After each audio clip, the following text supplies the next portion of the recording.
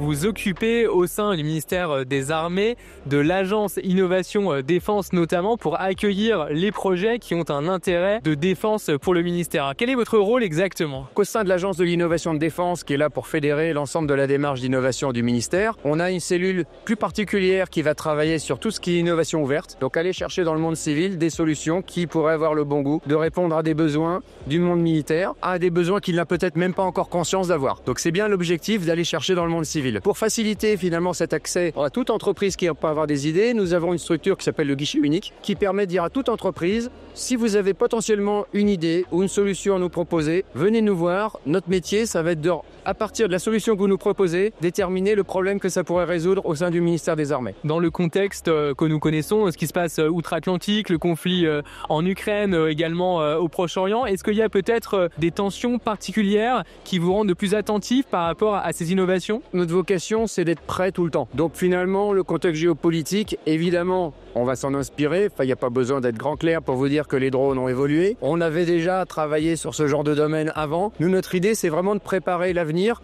On ne sait pas quels seront les conflits de demain. Évidemment, ceux d'aujourd'hui peuvent inspirer des entreprises aussi pour des solutions, mais on se doit d'être ouvert à tout ce qui pourra se présenter et au contraire éviter les effets de tunnel qui ne font penser qu'à un seul sujet. Donc finalement, nous, on va rester ouverts. On a défini dans un document qui s'appelle le document de référence de l'orientation d'innovation de défense, qui porte le nom de Droid. Finalement, tous les axes qui nous intéressent, ce que fait le ministère des Armées et ce qu'accompagne l'agence de l'innovation de défense. On a défini 8 thématiques particulières d'intérêt, qui est de dire aux entreprises, si vous avez travaillé de près ou de loin autour de ces thématiques, n'hésitez pas à venir nous voir, la probabilité qu'il y ait un intérêt est relativement élevée. Alors on parle de plusieurs sujets en effet, et notamment de l'IA, notamment du quantique. Alors par exemple sur ces deux sujets, est-ce que vous avez beaucoup d'attentes? Est-ce qu'il y a évidemment des sujets, des solutions qui pourraient émerger grâce à ces nouveaux acteurs qui émergent? Il suffit que vous fassiez un petit peu le tour du stand aujourd'hui pour découvrir qu'on a mis en avant un certain nombre de solutions du quantique, de solutions d'IA qui ont été accompagnées par l'agence de l'innovation de défense, qui ont été financées par des dispositifs dont nous disposons, bien dans ce but effectivement de pouvoir faire mûrir ces technologies qui sont émergentes, dont certaines existent d'ailleurs depuis un certain temps, de façon à les adapter à des besoins, à des utilisations qu'on pourrait avoir au sein du ministère des Armées,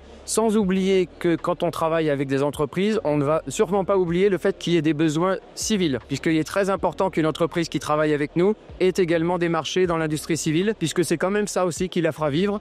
Et donc, toutes les solutions que vous voyez qui ont été effectivement accompagnées ont des potentielles applications. Quand on a parlé du quantique ou de l'IA, évidemment, il y a des grandes applications dans le domaine civil et c'est ça qui effectivement fera aussi vivre les entreprises. C'est très important parce qu'il faut que nous, quand on ait besoin d'une entreprise, elle soit encore en vie le jour où on veut travailler avec elle. Donc elle a besoin de business aussi à côté. On dit souvent que l'agilité, c'est quelque chose effectivement qui est un élément crucial pour effectivement accompagner les projets avant qu'ils partent ailleurs ou comme vous le disiez à l'instant, avant qu'ils se détruisent, on pourrait dire, avant même d'avoir été exploités. Et vous, j'ai l'impression que vous êtes vraiment à la source. On m'a présenté tout à l'heure un projet qui était issu d'une thèse il y a une vingtaine d'années que vous avez accompagné. Donc est-ce qu'il y a cette agilité également qui est un des critères pour faire fonctionner votre agence au quotidien? C'est un peu la vocation d'avoir une agence à échelle réduite. C'est pour ça qu'on est une centaine de personnes, un peu plus, de façon à avoir finalement un peu cette souplesse. Bon, même si c'est déjà beaucoup par rapport à une grosse structure, ça nous donne un peu cette agilité. L'intérêt d'aller chercher dans le monde civil des petites entreprises, c'est qu'elles sont par nature très dynamiques et capables de se reconfigurer très vite. Et donc on va aussi chercher chez elles cette capacité à s'adapter,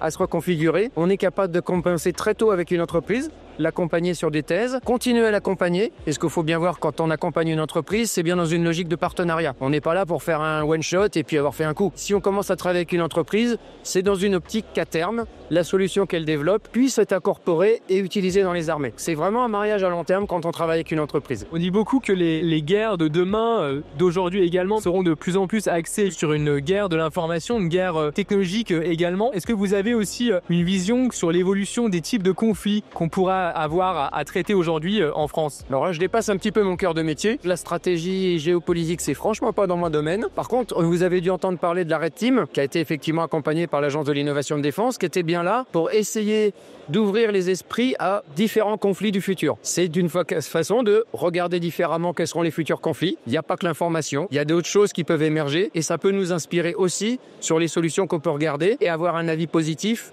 sur des solutions qui nous sont amenées parce qu'on s'est projeté sur ce que peut être l'avenir. La question que je me posais, c'est la propriété, on pourrait dire, des solutions. On pense au software notamment. Est-ce qu'aujourd'hui, on est capable, en France, effectivement, d'avoir des solutions propriétaires qu'on maîtrise de bout en bout sans avoir à dépendre d'entreprises, de grands groupes technologiques qui pourraient demain nous fixer des conditions? C'est un peu la vocation, effectivement, de pouvoir avoir une certaine autonomie nationale, selon évidemment les côtés critiques. On va favoriser sur certains sous-systèmes tout ce qui va permettre une indépendance stratégique du pays. On sait bien qu'il y a des domaines ou des matières qu'on n'a pas chez nous, et qui donc on sera bien à un moment ou à un autre obligé d'aller chercher. Mais sur les axes stratégiques, on favorise évidemment tout ce qui va être cette résilience au niveau de notre territoire. C'est bien notre vocation, en accompagnant des entreprises principalement françaises, même si on accepte de regarder aussi ce que font d'autres entreprises de pays partenaires, mais de pouvoir avoir finalement cette sorte de résilience en ayant des technologies qui vont se développer, auxquelles on pourra avoir accès.